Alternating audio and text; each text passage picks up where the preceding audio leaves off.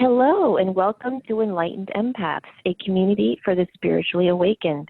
Denise and I are so happy to have you join us.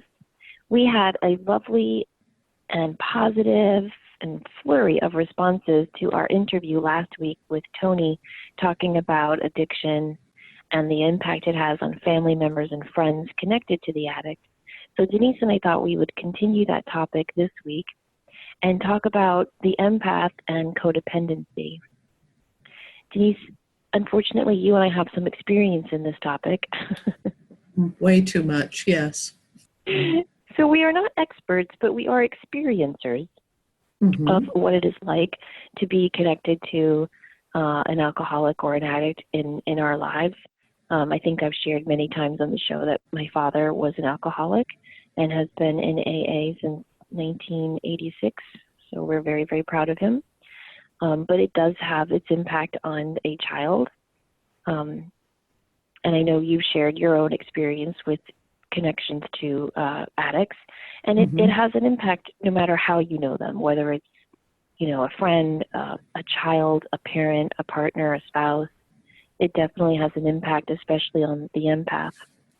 So one of the things I thought I wanted to start with, Denise, is, if it's okay with you, is to just read, it's called The Laundry List, and it's 14 traits of an adult child of an alcoholic. And I just wanted to read them, and then I wanted you to kind of take over and talk about codependent traits. And I thought we could compare and discuss the two and how they are very, very connected. Yes, okay. That sounds perfect. So this is from adultchildren.org, and it lists 14 traits of an adult child raised in a home with an addict. Number 1, we become isolated and afraid of people and authority figures. 2, we become approval seekers and lose our identity in the process. That was something that Tony talked about a little bit, that chameleon feeling where you feel as though you have to fit into whatever group you're with in the moment. I think as adult children or children of an alcoholic or an addict, you always want to keep the peace. So you're always seeking to keep everybody happy in that moment, that walking on eggshells feeling. And I think that's how the people pleaser is born. 3, we are frightened by angry people and any personal criticism.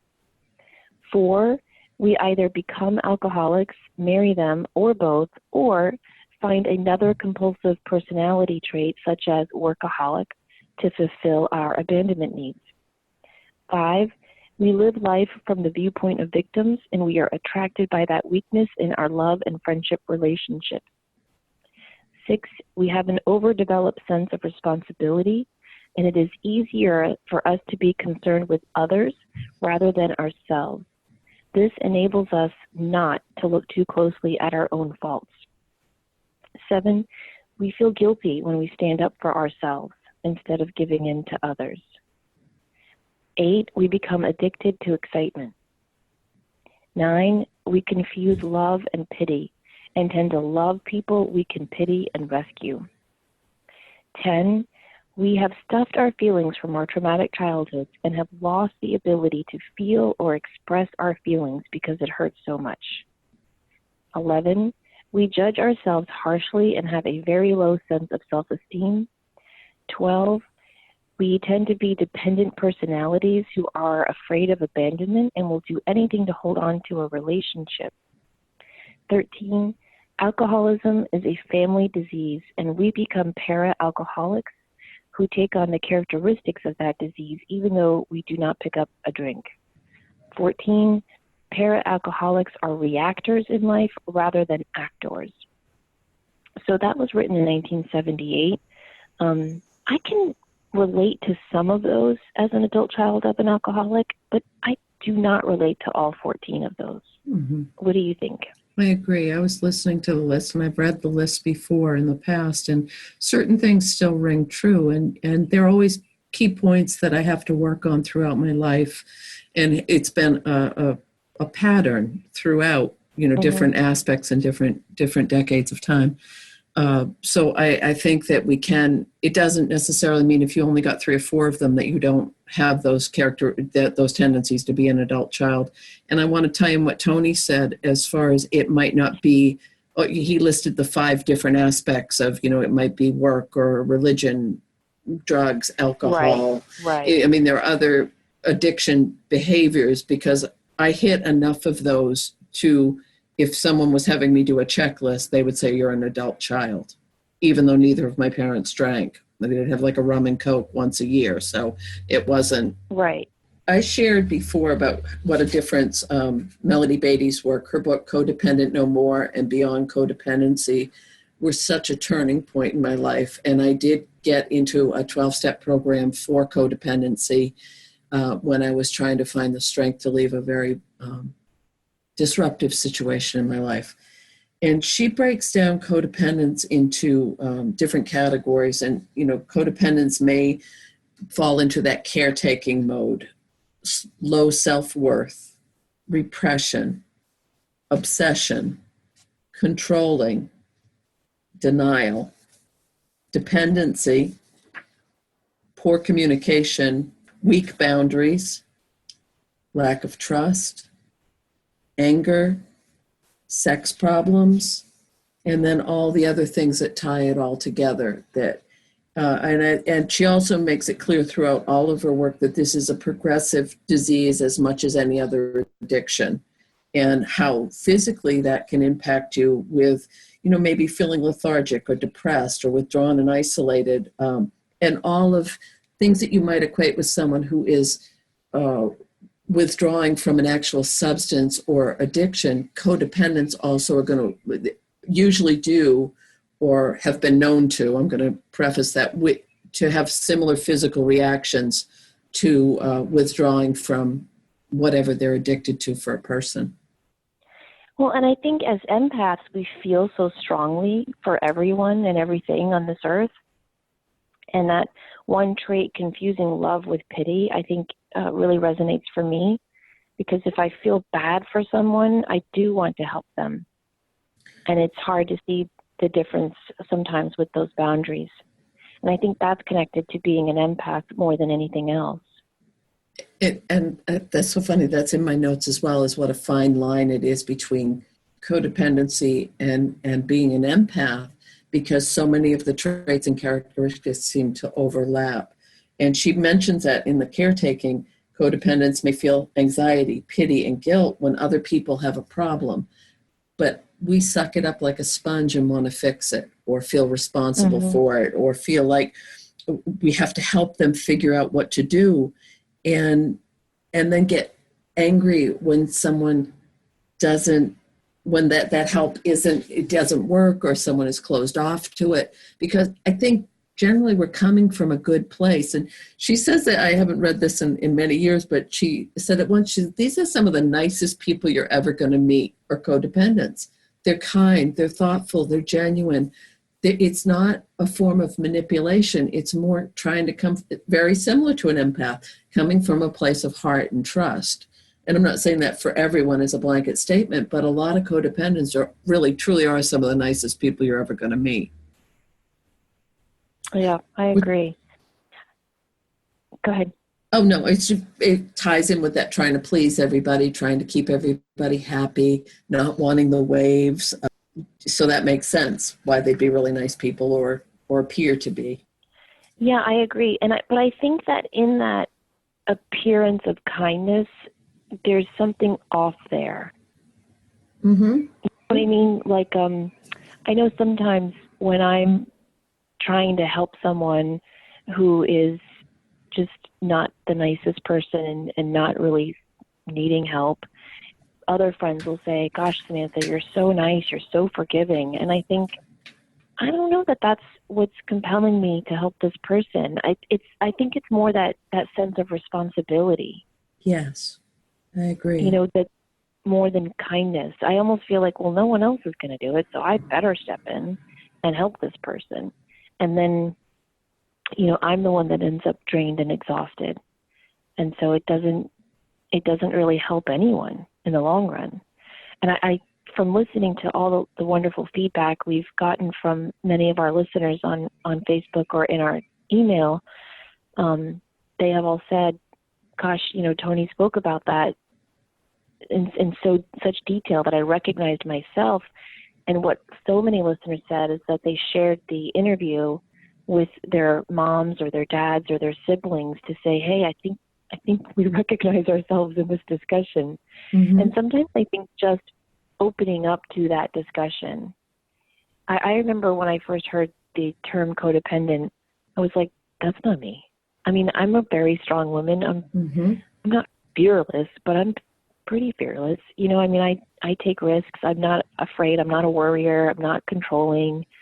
I do not define myself as weak. I don't see myself that way. And so when I started reading her books, I was like, no, this isn't me. But there are aspects of codependency that definitely are me. And I think they are rooted in being raised in a home with an alcoholic.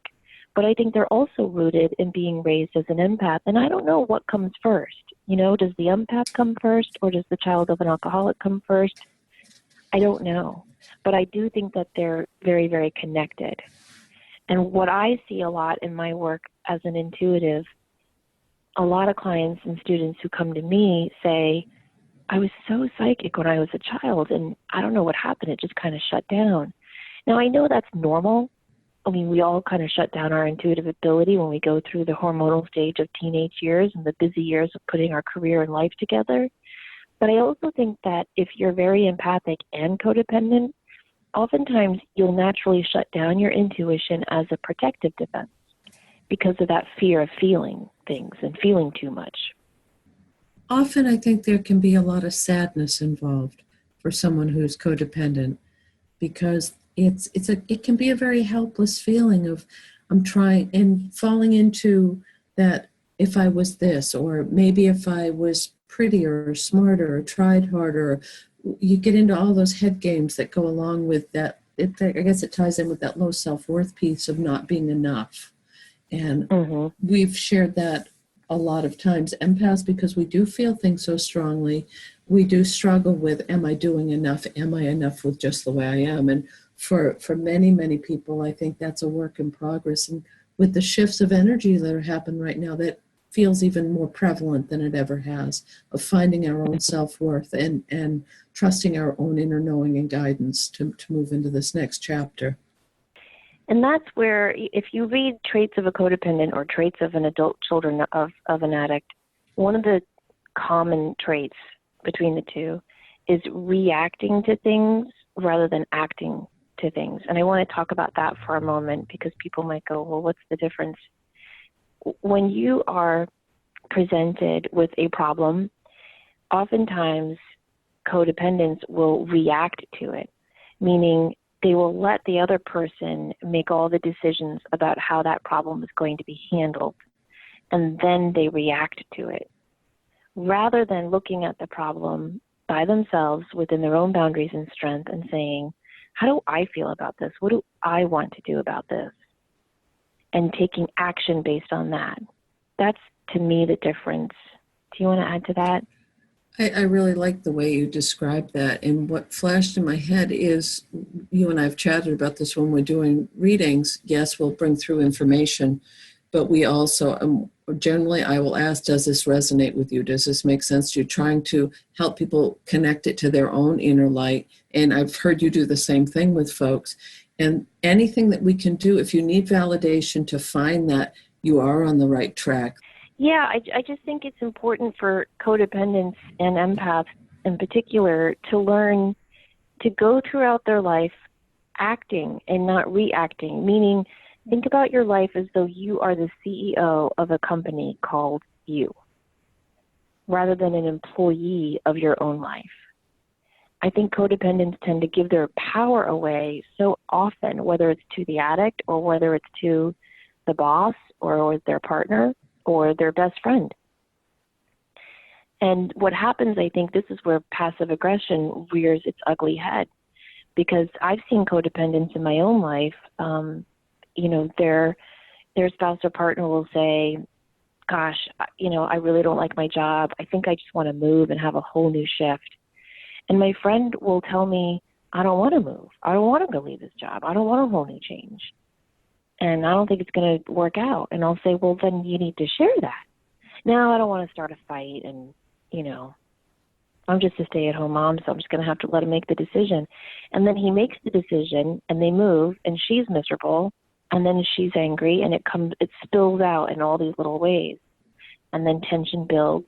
Whereas if in that moment when that decision was presented, if you had shared your opinion, hey, I'm not ready right now for a move or you to change jobs because of these 5 concerns, then all that buildup of tension and miscommunication down the road could have been prevented. That's what I mean by reacting versus acting. Right, and that does tie in with if you are truly deep ass in a codependent relationship with someone who's actively in the throes of addiction, finding the strength to so that it doesn't become adversarial or it doesn't rip the Band-Aid off, that's huge. That is so huge because, and I've shared this, different folks I've known who have had, where I've got to practice my codependency skills, we'll rephrase that. There were times when they weren't coming from a sane place. They weren't the person that I knew or that I loved. And so what you're saying is so, so vital of shoring those thoughts and feelings up with yourself. You have to find that inner strength or find a reason to cling on to advocate for yourself, to get that inner strength, whether it's your children, whether it's your safety, whether it's your financial situation, whether it's needing to pull back the reins and get your life back. You nailed it a few minutes ago, Samantha. We're not talking about weak, wishy-washy, dish rag people. We're talking about strong, independent, resourceful, creative. You have to be to live in the situation with someone who's an active addict. You get really damn good at figuring shit out. I'm sorry about all the cuss words in a string there, but this is a very passionate subject for me. And I think that a lot of times people will judge or they'll say, oh, well, why didn't you leave earlier? Or why did you put up with that? Unless you've lived in that situation, I don't think you get a vote. I agree. And some of the ways you can start to shift that in your own life is to recognize why you are doing it in the first place. If you are constantly giving your power to a spouse, a partner, a boss, a child, a friend, what have you, a parent, really try to be honest with yourself. And that's hard for the codependent, but it can be done. And try to look at what is again, if we're looking at your life as a CEO, look at a cost-benefit analysis. Caving into this demand, what's the cost to me? What's the benefit to me? Looking at it very clinically can often be comfortable for the codependent who's afraid to get to the raw, sore spot of the emotions within. And if you look at what's the payoff, I think, for me, I always enjoyed keeping the peace. So that was the payoff for me. I'll suck it up today because I just want to have a good day. But I've known other codependents where I think the source of them giving their power away is a fear of failure. Let me explain. I've seen a lot of friends give their power to their spouses because if that ship goes down and he made all those decisions for that ship to sink, then she doesn't have to take any responsibility and she can blame him. Mm-hmm. And there's no fear of failure. And that's that passive-aggressive codependency tie-in that I just don't like. Mm-hmm. And so I think we have to get really, really honest and clear about why are we giving our power away? What's the cost benefit? What's in it for us? What are we getting back? For me, whenever I gave my power away, I was getting back a peaceful day. Now, the cost of that wasn't worth the benefit. No. And it took me a long time to figure that out. And that's one of the things, when Melody Beatty mentions that denial aspect of being a codependent, either ignoring things or pretending they aren't happening. And one of my key phrases that I use for was, it's not that bad. It's really not that bad. I can get through this. I can because it wears you down. There's no other way to put it, but it also changes your perception of things that when you get on the other side of things and you look back, you say, oh my gosh, that was so messed up. How could I have thought that was normal? How could I have thought that was okay? But when you're in the throes of it, it's your existence. And it's confusing, and you might get over busy so you don't deal with it, or you might, because as you mentioned, become a workaholic or overeat or pretend they aren't happening, or that hyper focus on the things that are good to the exclusion of all the things that aren't. Hmm. You know, I was listening to this woman. She wrote a book. It wasn't on Stockholm Syndrome, but it was on all these women who had been kidnapped and held for a long time. Remember that man in Ohio who held those poor Mm-hmm. women for so long? It was after that, and she wrote a book about the psychological tendencies. And she was being interviewed by Terry Gross on Fresh Air. And I remember she said, one of the best things about humans is also their worst flaw, and that is our ability to adapt to the surroundings we are in. Ooh. Now, she was applying that to very drastic situations with these kidnapping victims, but I thought, man, you can apply that to anything in your life. Mm-hmm. And that's why I think a lot of empathic codependents get stuck in relationships that are not healthy, because we are such people pleasers. We are chameleons. We are peacemakers. We are kind and altruistic, but we're also incredibly adaptable, which is why my second point, one of the ways to get out of this codependent cycle is to find help and find your tribe. Mm-hmm. This is why I am such an advocate of therapy, because to have a trained professional listen to you and look at your situation and go, that's not good. You know, Mm-hmm. I remember when I first went to see Dr. Bennett, my therapist, and I would tell him things that were going on. And the first thing he said was, you got to be fucking kidding me. My sister and I, we went to a therapist in our 20s to talk about our relationship with our parents. And I remember we would meet him once a week at 6 a.m. before work. Wow. And yeah, and we would walk out of there and we'd have a cup of coffee before we had to go to our respective jobs. And we would look at each other and we would go, wow, like he really validated that. It was so eye-opening and so empowering. I just really can't recommend it enough to anyone who has ever been in a dysfunctional or codependent relationship. And I just want to make an aside real quick, because therapy is always a financial sacrifice for me. And so I just want to tell people, if you're listening to this and going, yeah, that's really nice, Samantha, but I don't have $150 an hour to spend once a week. I get it. There are a lot of resources. There are many therapists and social workers who work on a sliding scale. More and more are taking insurance, but those of you who don't have insurance, there is usually at least one facility in town that refers people out. So like you can call, one of the, like you could call your social work main office in your town, for example, and ask for therapists that either work on a sliding scale or work pro bono. And they are out there. And that's incredible resources. And I want to jump the fence even further with, when I was going through the situation where I had to really look in the mirror and start delving into this topic, I lived in the middle of nowhere. I had no friends or family around, and this isn't a no poor me. It's just because I know there are people listening to this that are in very rural parts of the country, or who are in situations where they don't have access to resources.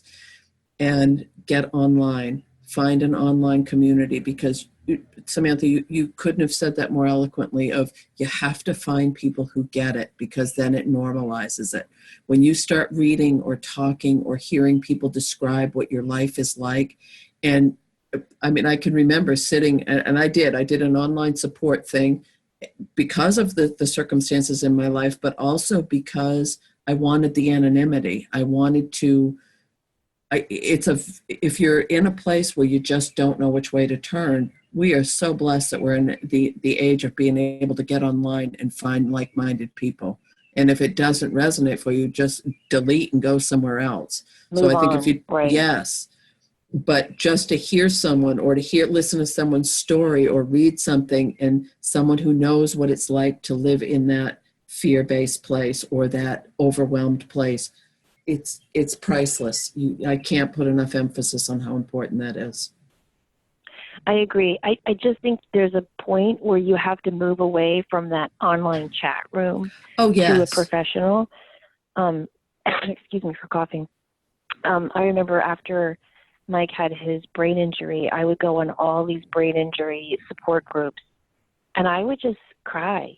I would just be in my office till 3 a.m. crying because it was just spouses and parents complaining about how miserable and awful it was to take care of a brain injured person. And it was validating. It was nice to go, oh, I didn't know that was a symptom of the brain injury. Or so it was informative and it was validating. But after like a month of doing that, I was like, this is not helping me. This is just making me feel sad.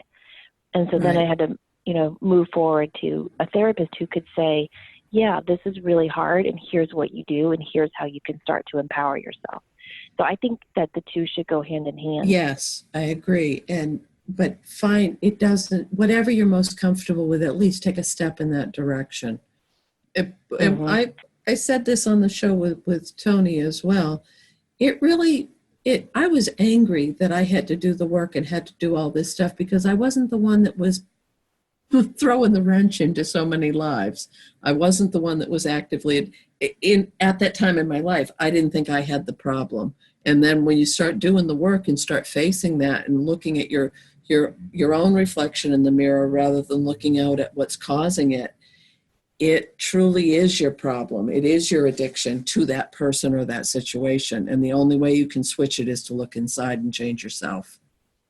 That is hard, and I think some people spend lifetimes figuring that out. When Tony said, you cannot have an addict without an enabler, that was very wow. I remember when my dad was in rehab, my mom and I had to go to the family therapy sessions, and you all just have to picture my mom. I mean, she's just a force of nature. And she's very snobby, and she's always dressed to the nines, and she just walks in with this air of confidence and beauty, and she walks into this room, and she's when they said, like, okay, so everyone, tell us a little bit about your story, and it gets to my mom, and I can't do her, she's got this very deep smoker's voice and this very strong Boston accent, and she's like, well, first of all, I just have to say that I do not belong here with you people. She was like, my husband is not like the normal alcoholic. He never gets angry. He's never acted out. If anything, he gets even nicer when he drinks, if that's possible, because he is the kindest man that has ever walked this earth. So I don't know why I'm here. And the counselor said, have you ever called in sick for your husband? And she just stopped, and she was like, well, yes, several times. That's what a wife does. Have you ever made excuses for him when he couldn't show up to a party? Well, sure. Isn't that what a wife does? Like, she resisted it every single time.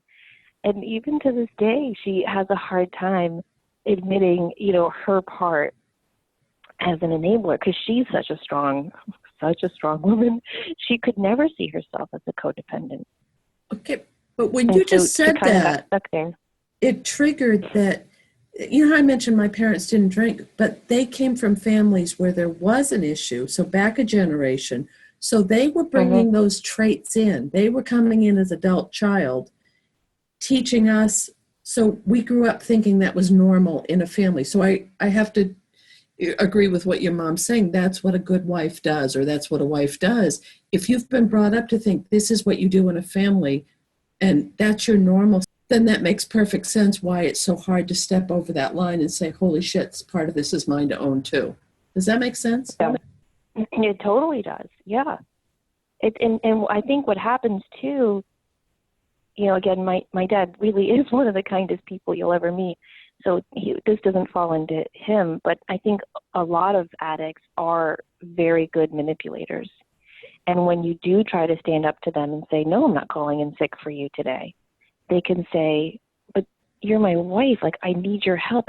And especially with the empathic codependent, I mean, we'll cave to that all the time. You're 100% spot on. Just from a personal experience, you really don't see anything wrong with it. You do think it's what you're supposed to do, and you want to help. You want to help make it okay. You want to, but But it's a gradual incline. It doesn't just go from 0 to 60 and you're calling in for people. It just seems like there's a lot of insidious little stepping stones to get you there over time, over patterns, over, I mean, it's an amazing and complex system when you start to really explore it and look at your own stuff and your reaction to things. It's amazing. Well, and one of the biggest traits of a codependent is problems with communication. Mm-hmm. And that's something I think we should highlight a little bit, because to me, problems with communication is tied into two things. Not knowing what you want in any given situation because you're so focused on pleasing others, and wanting to do what the other person wants to please them. So oftentimes there's a miscommunication because of those two factors. And oftentimes the codependent will say, I don't even know how this happened. Like I, wanted A, B, and C, but D, E, and F happened. And the other person will say, well, you never told me that.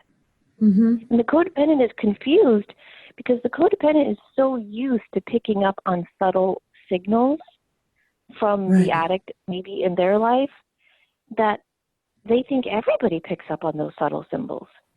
So they think that when they suggested doing A, B, and C, but they didn't, the other person, the codependent, didn't want to do that, that they would still recognize the tone or their rolling eyes or their looking away as clues that clearly the codependent didn't want to do that.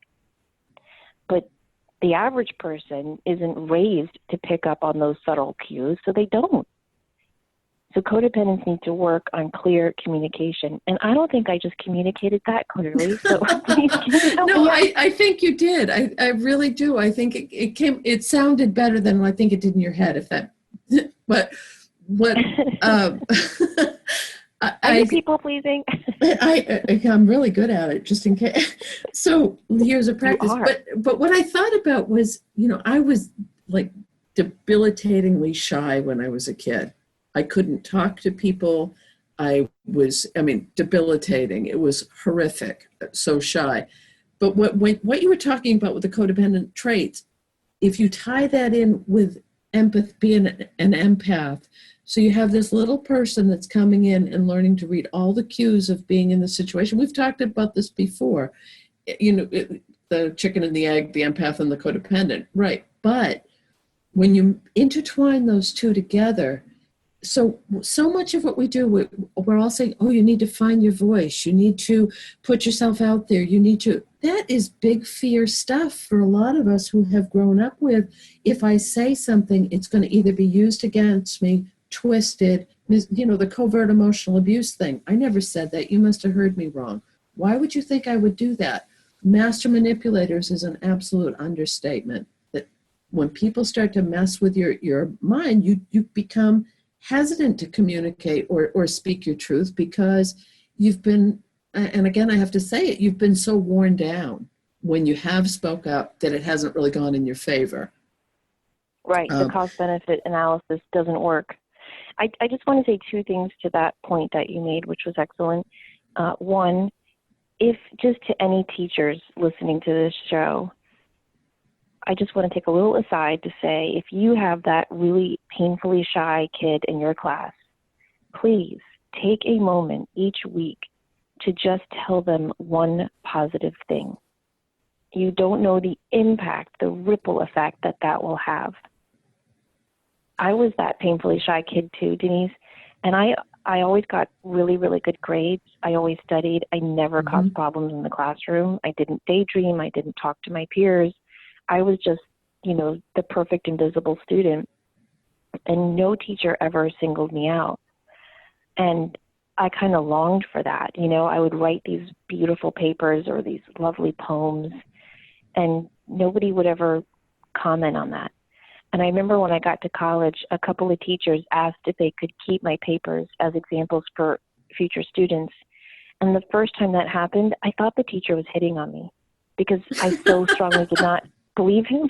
I'm not kidding. Like, that's how I was. Oh, it makes sense. What's the motive here?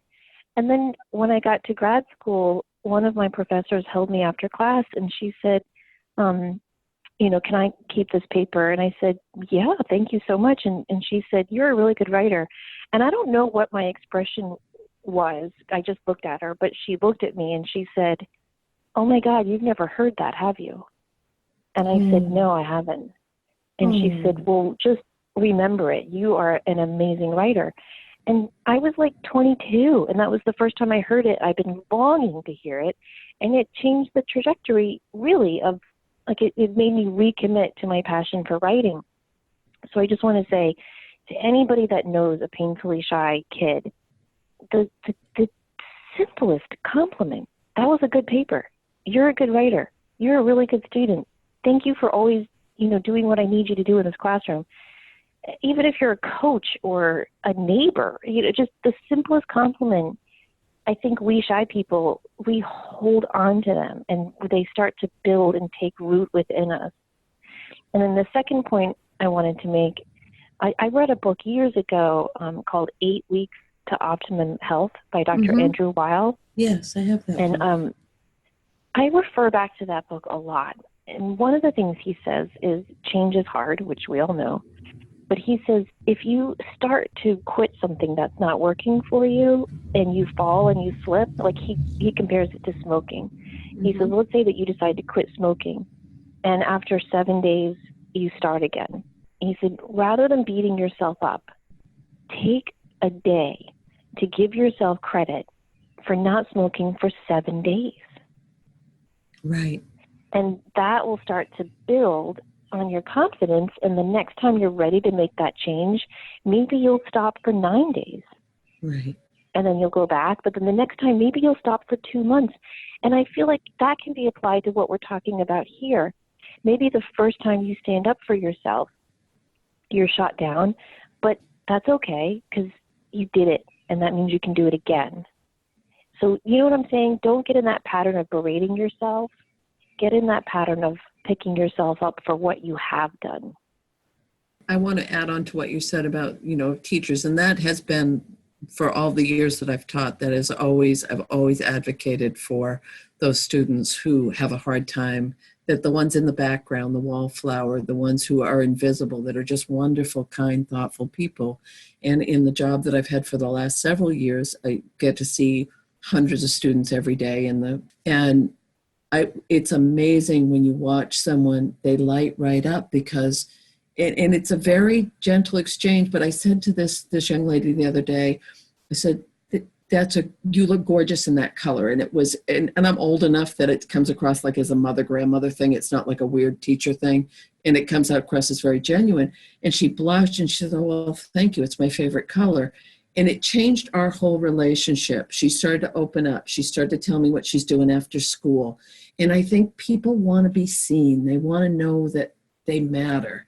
And I said to her, she came in a couple days ago, and I said, I really believe that kind is the new cool. And she said, I really hope so. And I thought, we need to do this. We need to reach out to those people who we know are just, did you ever have this? I'm going to jump the tracks for a minute. When you were younger and shy and in school and you would give an answer because someone called on you and that people would act kind of surprised, like you knew the answer because you never said anything? Yep. I can still feel my cheeks burning red when that would happen too. I thought about this the other day. When did I stop blushing at everything? I used to have that horrific, start in your chest, run right up like a fire train to the top of your head, beat red and stammer. Oh, it was terrible. And I thought, when do you reach that age that you just stop reacting that way? Is it because is it hormonal? Is it physical? Or is it just you get to the point where you don't let people get to you at that level anymore? Yeah, I think there just comes a point where you just don't give a shit anymore. Because there's just, you know why? Because that's what I came up with too. Bigger shit to worry about. Yes. Which leads into boundaries. That was a nice segue. That was. Yeah, but because as far as all the other aspects of communication and enabling and all these other things we do, weak boundaries are such a huge issue for codependent people. We'll say, I'm not going to tolerate that. And then we do it over and over and over again. Um, Yeah, and I agree. one thing I want to make sure I get this in before we end the show, and I know we have a little bit of time yet, is after I did all the work and found that in myself and did, I wrote incessantly, I did the 12-step, I joined, I did all of those things, then it really upset me greatly is how many relationships that I saw were a mirror of codependency. Like I would see Mm, couples, I would watch. It was almost like it was all magnified for a really long time. mm-hmm. Yep, and you can see it. And I think that's a sign of healing when you start to recognize it not only in yourself, but in others as well. Mm-hmm. And I think setting boundaries can start really, really small. Really small. I don't think we have to start with huge boundaries. It's a new feeling to set a boundary, and it's a scary feeling in the beginning. And so I think just starting small. If you're sitting in a meeting and your boss assigns you to a project that you're not comfortable with, that might be too big of a boundary in that moment Mm-hmm. to stand up and say, I don't really want that project. So just start smaller. If you have a friend who says, hey, I've got to go on this work conference this weekend. Can you please take my kids this weekend? And you just don't have it in you to have those children in your home all weekend, say it. Now, Right. here's how this is how I learned to set boundaries, is through role playing. And this really helped me. I would talk to my best friend and I would say, here's a situation that I'm struggling with. I don't want to say yes to this. What do I do? And she would say, well, let's just talk it through. And she would pretend to be the other person, and I would practice saying it. And then she would say, well, what if they say this? And then we practice that. And then she'd say, well, what if they say that? And then I'd practice a response to that. This helped me tremendously so that when I would have to psych myself up for the phone call or the lunch to say no to the friend. I mean, Mm-hmm. literally, I'd have to have a strong cup of tea with the 5-star caffeine rating on it. And I'd have to pray about it and get all hyped up. And then I would just set my boundary. But I don't think I could have done that if I hadn't role played it and worked it out in my head and practiced saying it out loud in a safe place first. That's an excellent point. That is and it's a nice strategy. And I want to talk about one of the other traits that are common between the two, adult children of addicts and codependents, is problems with intimacy. Mm-hmm. Every time when I was in my 20s and I was learning about what it meant to be an adult child of an alcoholic, I would read that and I would go, well, that's not me. I love sex. I have no issue with sex. To me, I read intimacy as sex, physical stuff, Physical, right? right. And it's not. Intimacy is about, really, I think it was Wayne Dyer who said, into me you see. That's what intimacy means. Mm-hmm. It's that vulnerable part. It's letting people in, and it's allowing yourself to be let into their lives as well. And so it's really nothing to, well, I don't want to say it's nothing to do with sex, but when they're talking about intimacy, it's about all your relationships. Right. And I think it's really important to start to switch and see that in that way. I had to learn how to be a good friend through Mm-hmm. developing intimacy. And it still is I am such a good friend in my head. Do you know what I mean? But yes. really, for best example, of intentions, yes.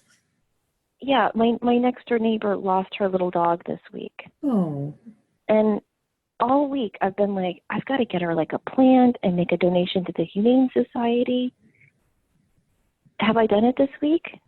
No. I've got to do that. And so I have had to learn how to be intimate in my relationships, and I've done it with my damn iPhone. Mm-hmm. If a friend calls me and says, "Oh, I'm really worried on May 22nd, I've got, a mammogram." I will put her on speaker while she's talking, and I'll open up my calendar, and May 21st, I'll set an alert to call my friend and wish her luck for the mammogram. On May 22nd, I'll write in my calendar an hour after the appointment an alert to call and see how it went. Because if I don't do that stuff, I get so caught up in my head, I'll forget. Okay, So I have to jump in here. Train myself. Okay. And you picked up your daughter at 11 o'clock last night? Yes. Hello. I just have to it's not, I think sometimes, yes, we have these best of, I love that idea with the phone, by the way. Thank you for sharing that. But I'm also going to give you credit where credit is due. And you are an incredibly, incredibly busy woman pulled in a lot of different directions. So I just want to put that in there. Thank you. You're welcome. Yeah, we're recording this on a Saturday morning. And last night, I was literally in my car from 3:30 to 11, dropping off 3 kids at different social events and picking up 3 kids at different social events. And Denise goes, no wonder you listen to so many podcasts. Yep, I'm always in the flipping car. And it's that stage in life, and it's amazing, isn't it, how many miles you can put on an automobile. One of my issues with intimacy, I think, was rooted in a lack of self-esteem. Because, for example, if, like, take the neighbor. I don't know this neighbor very well. I like her. I, take her mail in when she goes out of town, but I don't know her that well. Now, the old, young Samantha would think, she doesn't want you knocking on her door with a plant. Mm-hmm. Like, she's just lost a dog. She doesn't need to hear from you. Mm-hmm. And so I would have these lovely thoughts to do these things, and then I wouldn't do them because I would feel, she doesn't want to hear from me. She doesn't even know me. Right. It wasn't until I went through traumatic events in my life.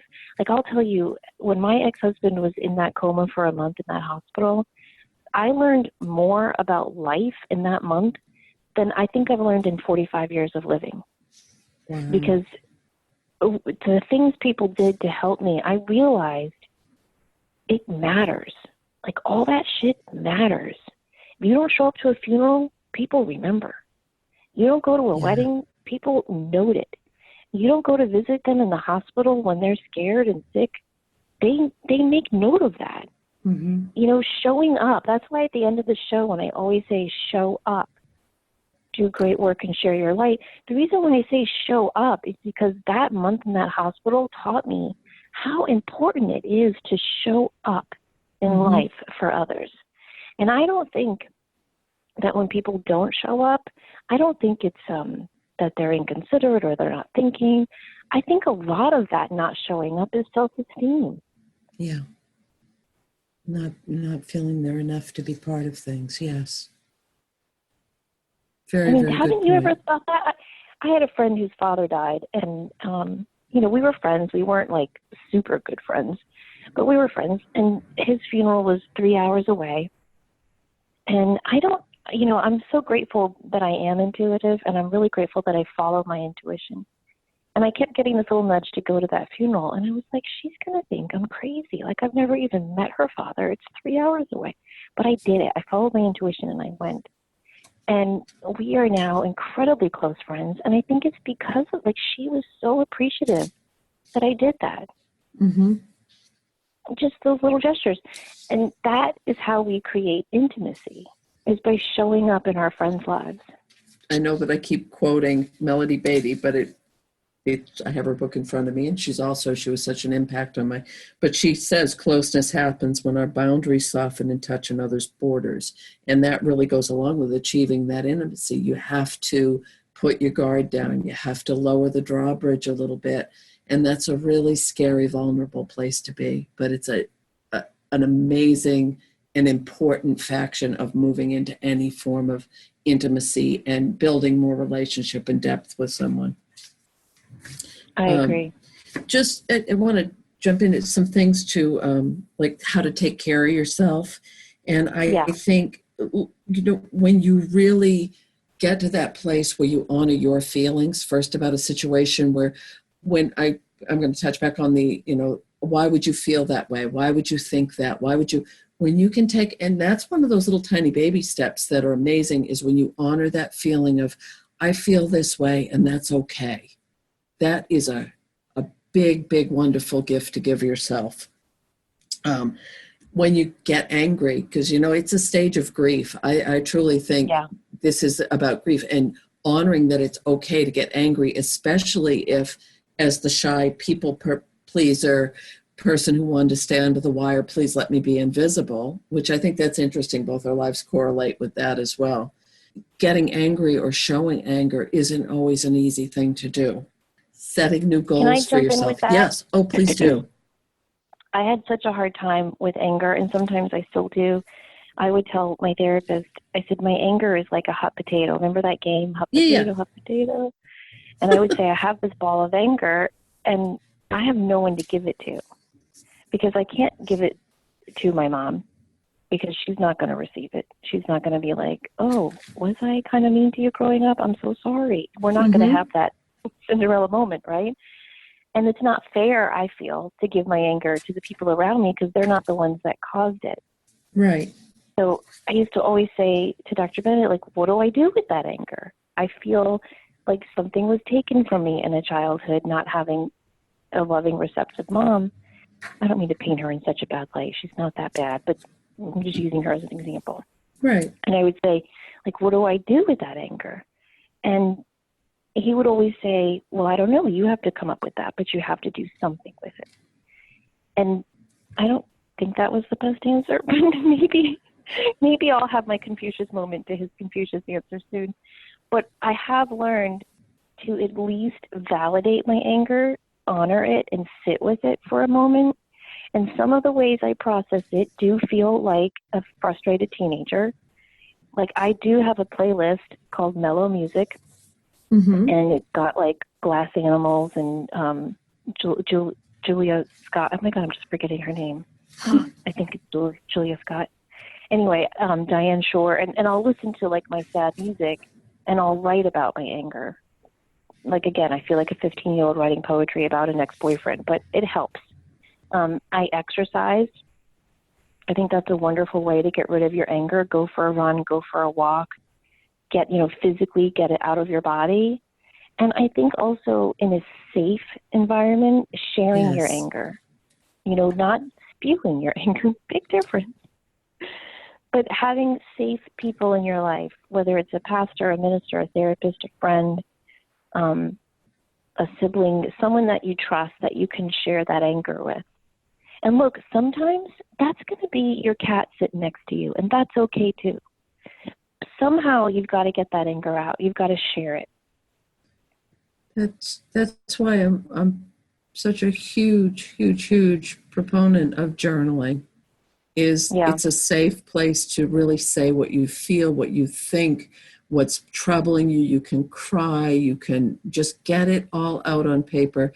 And if you're afraid that someone will read it or take it or use it against you, shred it, burn it, get rid of it. But getting that anger, getting that pent up emotion out of your body. If other people are going, they'll go and they'll run and they'll run and they'll run, or they'll paint, or they'll sing, whatever. You made such an important point with that, is it doesn't matter what you do, but get it the hell out of your body, or you can't heal and move forward. But get it out of your body in a way that you're validating it. Yes. Because like Carl Jung says, anger, sadness, those are all our little shadow children, and they're just inside of us clamoring for attention. And damn it, they deserve that attention. And so in getting it out, you've got to share it in a way that's validating your right to that anger or that sadness. There's this lovely Buddha story, or Buddhist story, I should say. If you picture anger like a big ball of mud, if you put that ball of mud in a glass of drinking water, that glass of drinking water becomes undrinkable and cloudy and awful. But if you take that ball of mud representing your anger and you throw it into the ocean is big enough to absorb it and heal it and cleanse it and carry it. And it doesn't change the ocean. And so if we keep anger inside of us, it muddies us up. It makes us undrinkable, unbearable. But if we take that anger out and we share it with the world, again, talking in very safe, healthy ways. Don't be an aggressive driver like I used to be. Don't share it with the cashier trying to work her day job to get to her night job. Share it in healthy expressions then it's going to be like throwing that ball of anger into the ocean, and it's going to be accepted and released and healed. And you have a benchmark for, it's an amazing, amazing, amazing feeling when you don't feel angry anymore, when you don't feel resentful towards that person who made your life a living hell. And I don't ever say made me feel, because I don't think anyone can make you feel anything. But when you're in that helpless place of why is this happening? Why won't he or she stop drinking or gambling or being promiscuous or whatever, label we want to put on that? When you get on the other side of it and you get past the anger and you can get to that place of accepting, saying, okay, I had to learn those lessons for some reason, and it's given me a level of empathy and compassion and a way to help other people who may be stuck there now. But I just, do you agree with that once you're not angry anymore, what a difference it makes in your life? And it's like magic. All of a sudden you wake up one day and it's like, holy shit, I'm not angry anymore. Right. But I do want to say, like, I'm still very much in my journey. This isn't 20/20 hindsight for me. And so I do want to say that sometimes that anger will pop up again, and it'll be triggered by the weirdest thing that doesn't even seem connected to you. And just don't fall into that trap, as I used to do in the past, of judging myself and going, holy shit, like, how many self-help books do I need to read? How many times do I need to visit poor Dr. Bennett? Like, when is this going to go away?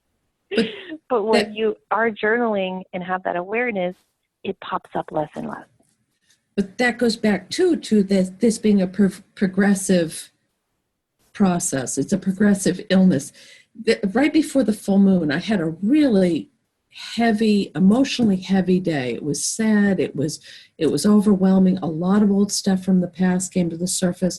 A lot of stuff around the codependent issues in my life. And it came out of the blue, and it kind of buckled my knees a little bit. And it didn't, the beauty of it was one day. It wasn't day after day after day, but it still comes back. So when you say we're work in progress, that's an incredible point to put to add into this whole story or this whole conversation, because we can always keep moving and learning more. It never well, for me personally, it's never completely gone away, or I'll have it triggered by a situation in my work environment or an interaction with someone in the store or. Yeah. And I think sometimes if you can flip it and see, I went through the pity me, time for sure. But I think if you can flip it and see what a benefit the experience of being a codependent has brought to you, the compassion that is born in your heart as a result, and the way that you're able to move through the world feeling that connection between all that is, to me, that's a gift that comes from being a healed codependent. Yes, and it ties in with those same skills that we're trying to develop as empaths. Exactly. And as healthy empaths, not codependent or passive-aggressive empaths. And there's a big difference. Oh, huge. Yeah, and I think when you have all that awareness and you're in touch with your emotions, when you are triggered, you will start to recognize it. I had a triggered event happen this week, and I called you, Denise, and you said, I know this is really stressful, but when I tune into your energy, you feel really calm and confident. And I said, you know what? I do, because I'm not going to allow this to wind me up like it has in the past. And that was, an aha moment for me, because I thought, okay, this is something that usually triggers me to kind of freak out and get stressed out, but I'm not going to do that this time. Here's what I'm going to do instead. Yeah. And also validating that you are on the right page and making the right choices, which is all this codependent work, the empath work, it all comes back to that same thing of realizing you're okay. All of us are okay. We're all a work in progress, yes, but I'm just really excited about how many people I talk to who are starting to find a sense of self and a connection to self that they've either never felt or they haven't felt in such a long, long time. Have you seen that pattern as well? Yes, Yeah, I think people are really waking up, and I think we're seeing it in huge waves. And I also feel that's why we're seeing so much turmoil in the world, because it's causing a divide. Some people are refusing to wake up, and so they're hunkering down in their black and white beliefs. Mm-hmm. But the other half are waking up, and it's exciting. And I think we are each being faced with a choice. Do I wake up, or do I hunker down in my old ways? And I think the people that we are connecting with on this show are waking up, and it's exciting. It can feel scary while you're going through it. It can feel different.